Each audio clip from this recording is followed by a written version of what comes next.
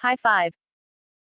Anderson Silva traded his MMA gloves in for a pair of boxing gloves last night, Saturday, June 19, 2021, at the Tribute to the Kings event live on pay-per-view (PPV) from inside Jalisco Stadium in Guadalajara, Mexico, as Spider met former WBC champion Julio Cesar Chavez Jr.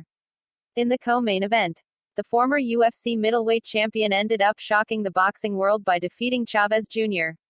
over the course of 8 rounds. Silva looked comfortable early as he used his footwork and movement to stay out of serious trouble and land some solid punches from range. Chavez Jr. seemed to have trouble timing Spider and became a little frustrated. When Chavez Jr. did find his opportunity to throw some punches, Silva invited him into the corner like he used to do along the octagon cage. Silva's showboating was on full display. Silva landed a massive uppercut to begin the 4th round that caught the attention of Chavez Jr.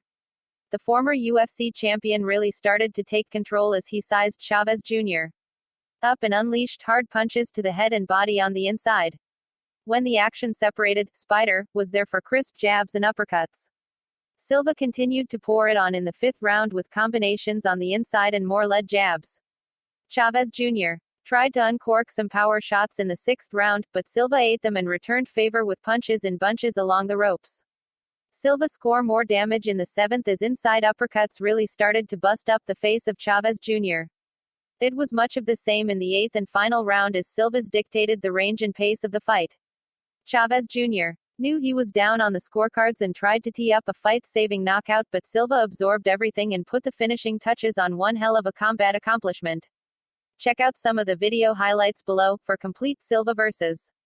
Chavez Jr. results and coverage. Click here. Punch the like button and kick the subscription bell.